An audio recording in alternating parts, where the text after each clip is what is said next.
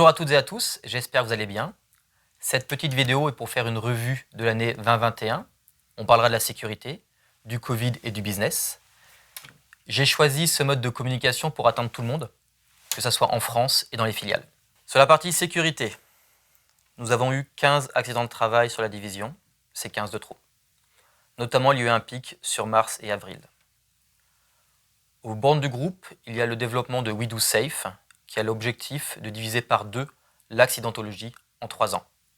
C'est décliné dans chaque division, et chaque division dans chaque site. Donc il y a une feuille de route qui va être créée pour chaque site de la division ingrédients. Le CODIR aura pour objectif, sur l'année 21-22, de faire minimum 2 visites comportementales de sécurité par an. La sécurité, c'est l'affaire de tous, tout le temps, à tout moment. L'objectif est de rentrer à la maison en bonne santé. Un bon exemple est Esnay. Ça fait plus de 3 ans qu'ils n'ont pas eu d'accident, donc c'est faisable. Bravo l'équipe. Sur la partie Covid, nous avons commencé les statistiques au 1er septembre 2020. Nous avons eu 40 cas contacts, dont 25% dans les filiales. Nous avons eu 30 cas positifs, dont 50% dans les filiales. Aucun décès. Par contre, plusieurs collaborateurs ont perdu des membres de leur famille, en France et à l'international. J'ai une pensée particulière pour ces personnes qui ont perdu des membres de leur famille avec cette crise. Je tiens à vous rappeler que les mesures que nous mettons en place sont là pour vous protéger. S'il vous plaît, respectez-les. Sur la partie business, nous avons perdu environ un peu plus que 10 millions de chiffre d'affaires par rapport à l'année dernière. C'est lié principalement au Covid.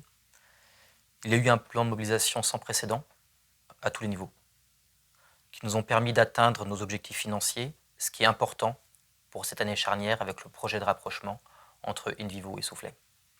Donc je vous remercie toutes et tous d'avoir apporté votre pierre à l'édifice. Chaque geste a compté. Si on fait un peu le tour des investissements qui ont été faits, donc on a la phase 1 à Creil, on a le projet Cleanable à Colombelle, le nouvel outil de production en Argentine qui est en train d'être construit, le déménagement de notre filiale à Durban qui nous a permis aussi, nous sommes en train d'obtenir l'accréditation FFCC 22000, la création de la filiale en Côte d'Ivoire en partenariat avec Soufflet Négoce, la création de la filiale au Kenya pour attaquer le marché de l'Afrique de l'Est et la création de la filiale à Singapour pour attaquer le marché de l'Asie-Pacifique. Nous avons réussi à tenir la barre sur les marchés historiques avec développement de nouveaux clients et avec des nouveaux produits, donc bravo. La prospection a été quand même assez difficile parce qu'on ne pouvait pas forcément voyager ou moins voyager, on va dire ça. Quand même, quelques succès à noter. Je remercie les équipes commerciales et R&D pour leur engagement. Pour l'avoir vécu personnellement, prendre l'avion actuellement, c'est compliqué. Les relais de croissance se confirment, comme dans les pâtes, la partie Cleanable, biotech et IT, ou les ingrédients céréaliers. Nous avons commencé à travailler plus sur la transversalité entre la France et les filiales, donc que ce soit la production, la R&D, la qualité, les achats.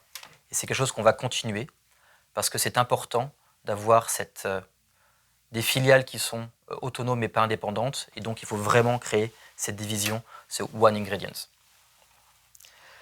Des éléments majeurs, quand même, plusieurs crises liées aux matières premières, ce qui nous font réfléchir à notre stratégie achat et qualité fournisseur. Nous avons décidé d'arrêter l'activité d'Avimalt Bovimalt, qui n'était pas rentable. Nous avons aussi décidé d'arrêter de plusieurs produits pour recentrer notre temps et notre énergie sur des produits à meilleure profitabilité. Donc, merci à tous pour votre engagement, que ce soit AIT, Biotech, la France, les filiales, sans oublier évidemment le pôle Beckery et le CRIS. Merci. Rapidement sur l'année 21-22 qui se profile, il nous faut rebondir sur tous les marchés, aller chercher les 10 millions qu'on a perdus, voire plus, et ça sera plus, et c'est faisable. Nous avons les outils, les équipes, les produits. Il faut continuer la tendance initiée les 2 derniers mois, une tendance positive, donc c'est très bien. Nous avons un plan d'acquisition pour grandir à l'international. Et de manière générale, nous avons une enveloppe d'investissement qui nous permettra d'accompagner notre plan de croissance en France et à l'étranger, sur les relais de croissance qui soient géographiques, applicatifs ou produits. Je donne des exemples, par exemple. Nous sommes en train de lancer de nouvelles enzymes sur la partie biotech. Nous avons des projets de nouveaux levains. Au niveau applicatif, Nous allons accélérer pour tout ce qui est beignets, pâtes. La partie cleanable, la partie ingrédients céréaliers va aussi monter en puissance. Et de manière générale aussi, toutes ces nouvelles applications qui sont à l'international où il nous faut grandir. En conclusion, on a un beau projet, on a un très beau projet et c'est en travaillant tous ensemble qu'on va y arriver. Je suis fier de travailler avec une équipe aussi engagée et avec tant d'énergie.